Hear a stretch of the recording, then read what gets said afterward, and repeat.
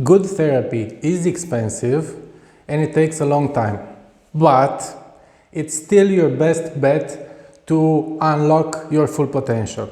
And here's why. Hi, welcome to Therapy Matters, where we talk about what goes on inside your mind, because what does go on inside your mind really does matter.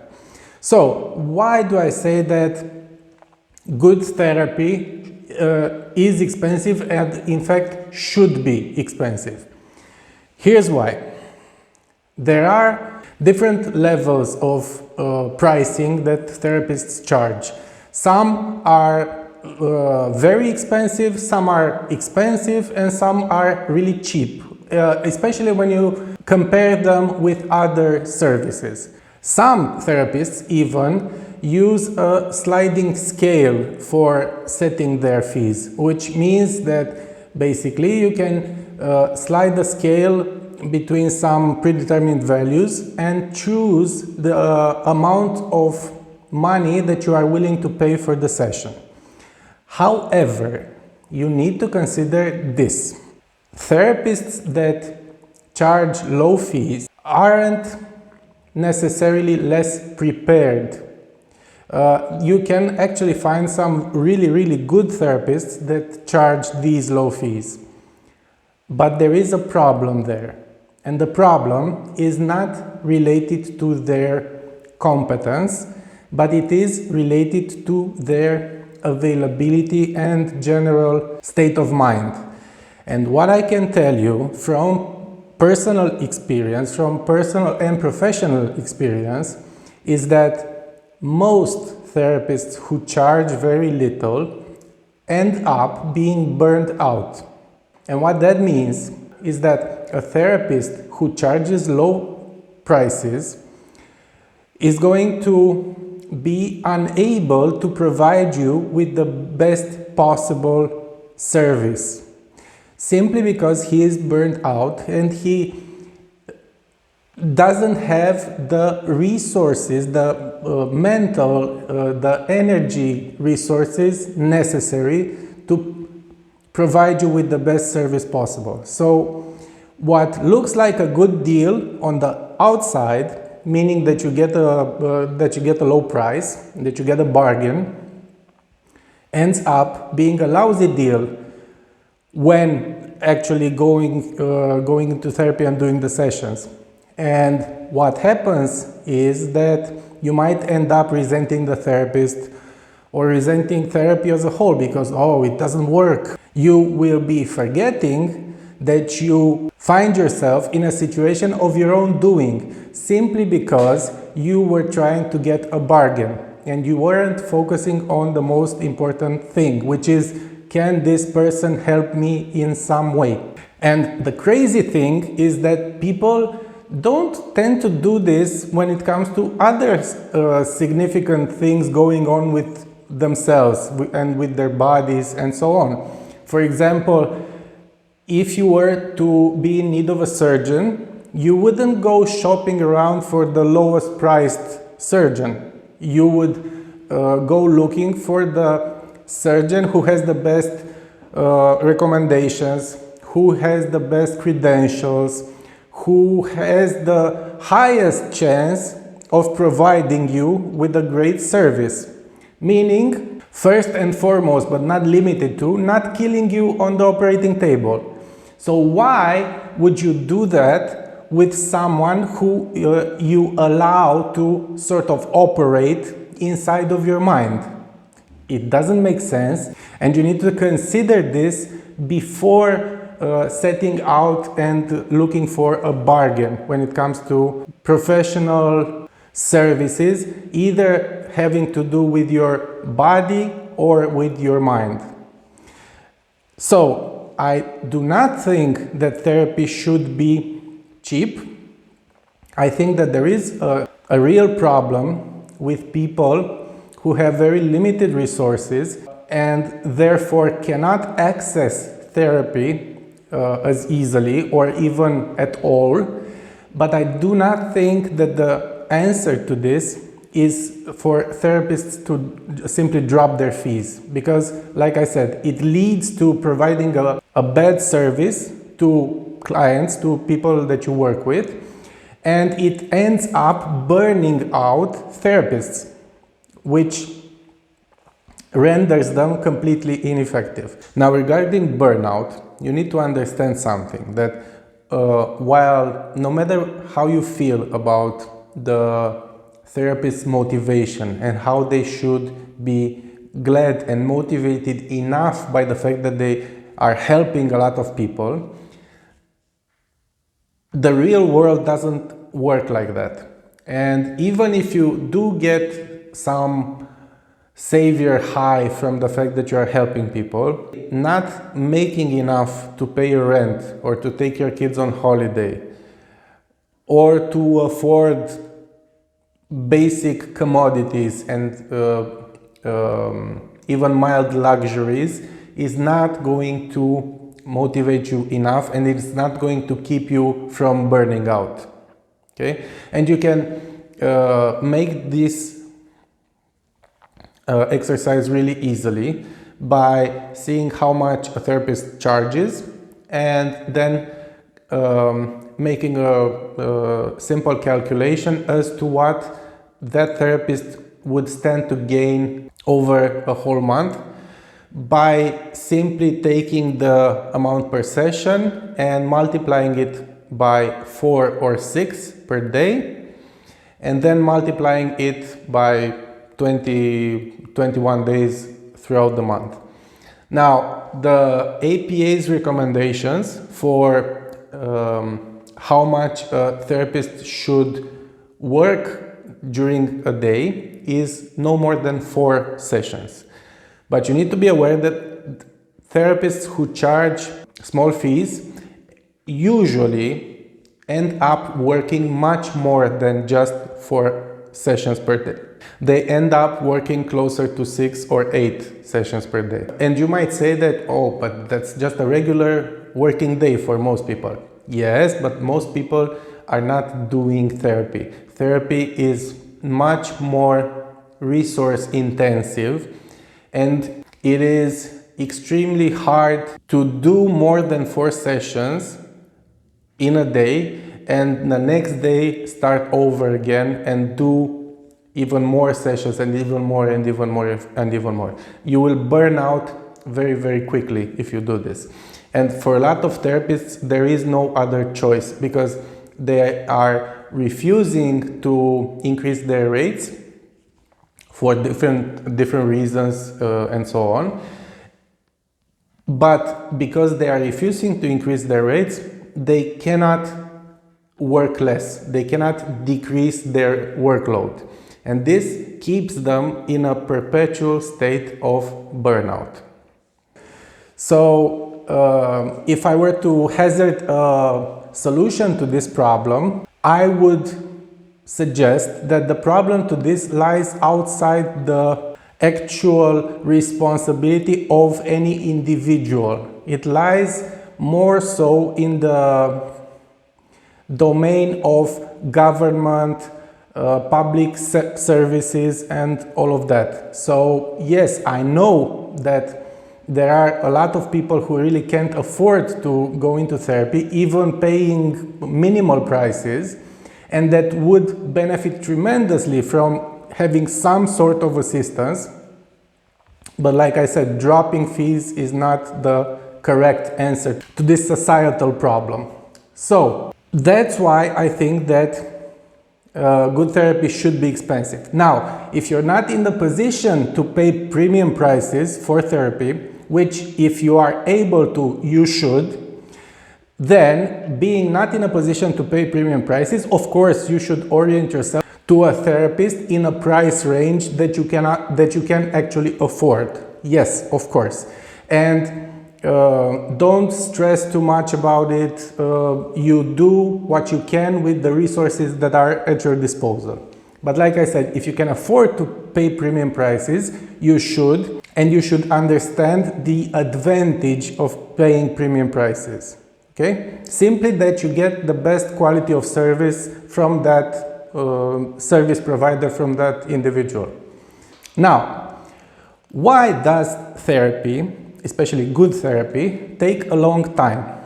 That's a question that a lot of people have, and a lot of people are under the impression that therapy taking a long time is to the benefit of solely the therapist, because he gets a client, he gets a lifetime client sometimes, and he has some recurring revenue, and it's all good, and the client has no benefit from this whatsoever.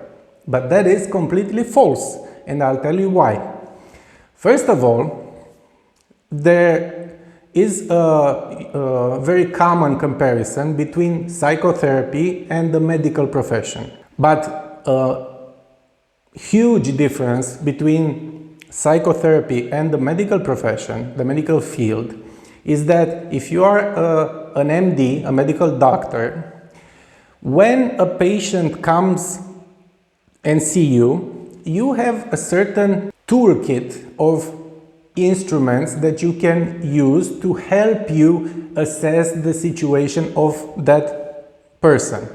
Meaning, depending on the medical field that you're practicing, you could have X-rays, blood tests that you can run on that person to start determining the cause of his ailment.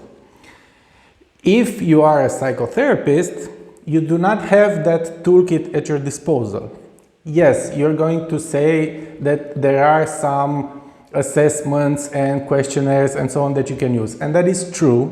However, all of those questionnaires, assessments and so on are highly subjective and highly unreliable.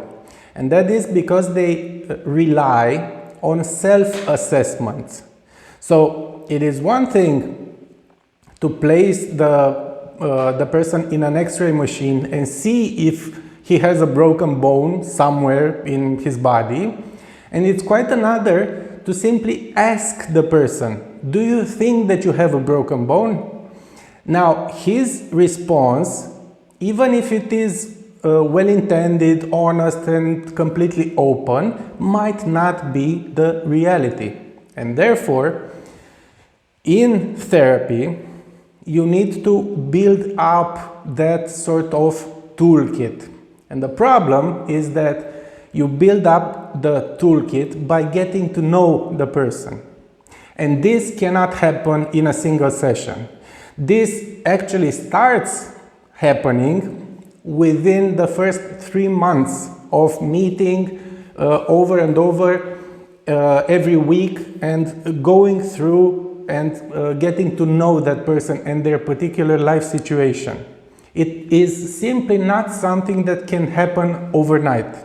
And it is not something that can happen within the first few minutes of first meeting that person. So no matter what you see in movies about guys, like the series Lie to Me, about guys simply reading the person, which is usually someone they don't know, with dead accurate precision, and that's just television or movies, and it's called fiction.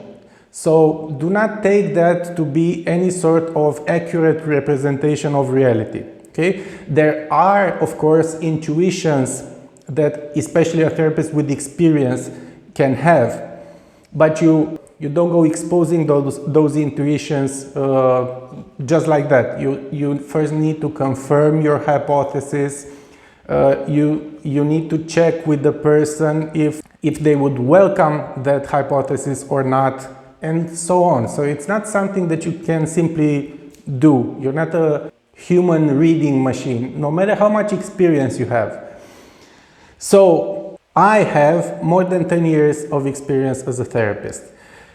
Still, to this day, for the first few sessions at least, with someone who I don't know, I feel completely incompetent as a therapist.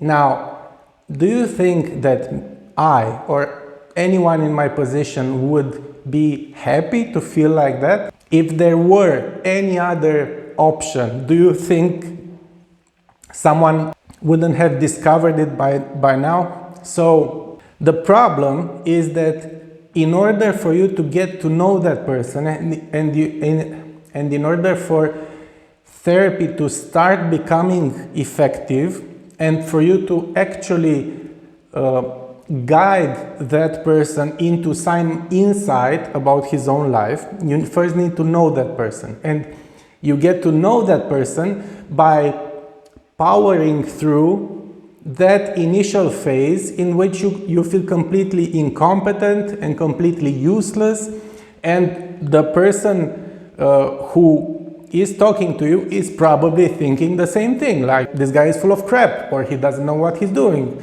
or I came in and see I have chosen the worst therapist in history, in existence, and so on. And as long as you keep at it and you move past that phase, which, like I said, starts to dissipate after the first 3 months, and it usually takes another 3 months to really settle into the rhythm of working with someone. Now, how you push through that phase as someone who is going into therapy, is by relying on first your initial assessment of that therapist, meaning, do I think that he or she is competent enough? Do I think that I can relate to him or her, or that he or she can relate to me, and all of that. So, and also, do I trust that this person can actually help me in any way? If you've answered yes to these initial questions, and you can actually answer these questions after the first session with a therapist. If the answer is yes, you should give therapy some time to work, because it simply cannot work after just 2 or 3 sessions. It is not designed to work like that, and it is not designed to work like that, not on purpose to drag someone through therapy and waste their time and their money and so on. It is because there is no better option available. You still, like I said, you still need to get to know that person, and you simply cannot do that just like that. So then some people say, oh, but I need to go to therapy once a week for like 10, 20 years just in order to feel better. No, like if you are going through something, if you are having a crisis, a personal crisis of some sort, it shouldn't take therapy 20 years to work, okay? Because by the time that therapy works, the crisis is long gone and 10 other crises have surfaced in your life. That's not what I'm saying. I'm saying that complaining about you needing to go to therapy once a week for an hour is like complaining that you need to go to the gym.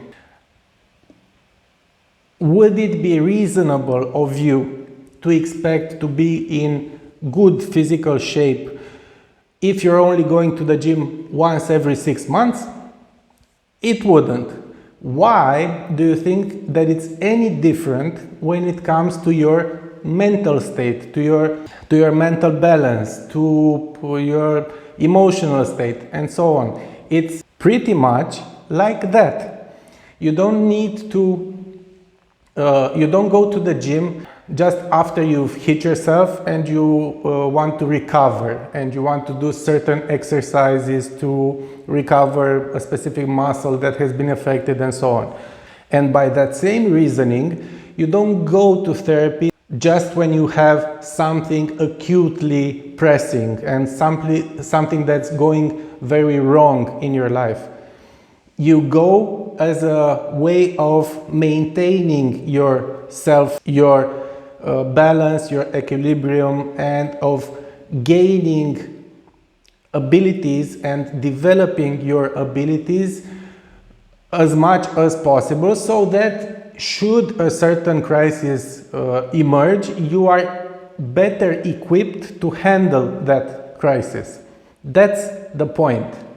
It's not emergency room treatment. It is performance enhancement. and it's best, but in order for it to be performance enhancement, you need to treat it as such. If you treat it as emergency room intervention, it's not going to give you any more than that.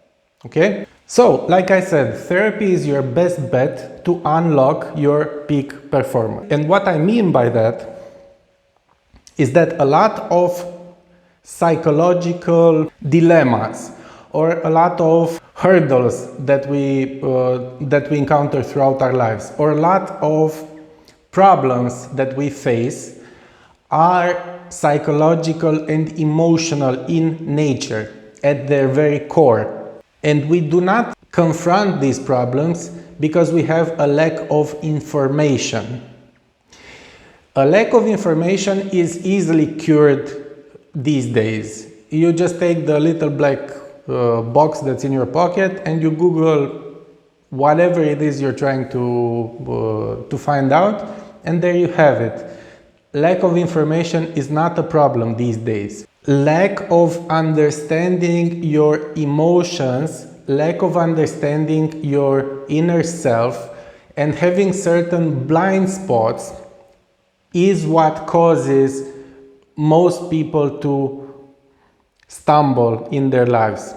And these things are not something that you can simply fix by hoping that they go away by themselves, because they are not going to go away. In fact, a certain type of difficulty that has made itself apparent in your life in a certain situation usually makes itself present in other situations as well.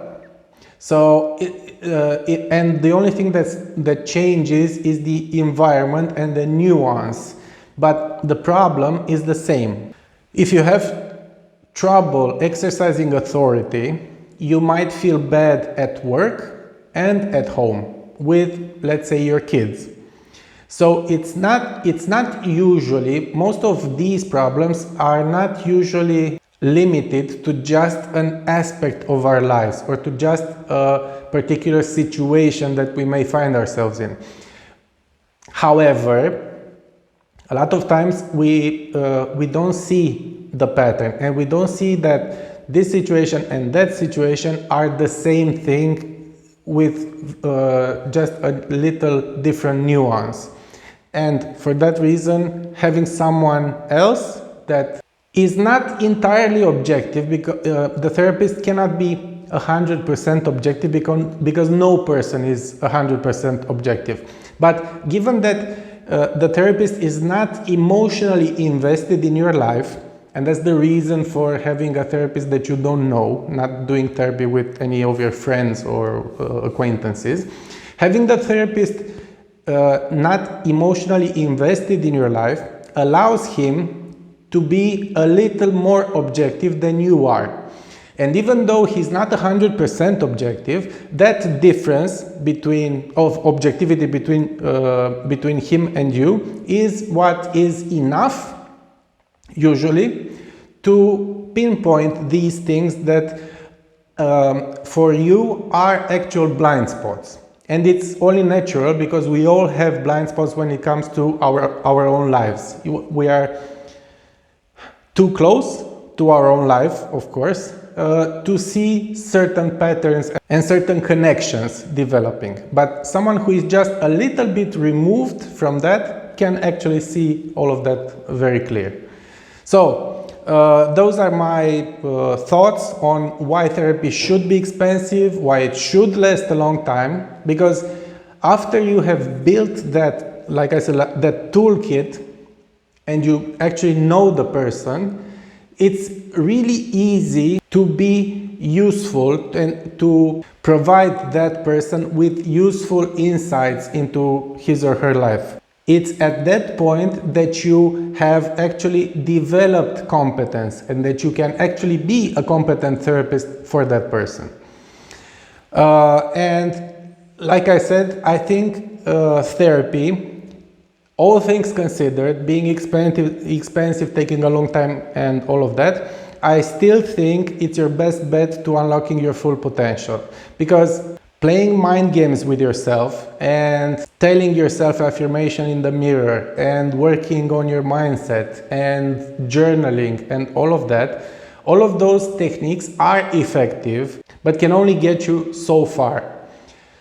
From a certain point, you need to look deeper at things to understand how to move past certain hurdles that you might have, or to start seeing some blind spots that you've had up until now. So for that reason, I think that therapy is what can fully unlock your potential. Now, does this mean that therapy guarantees tremendous success in your life and your professional career and in your relationships and so on? No, of course not.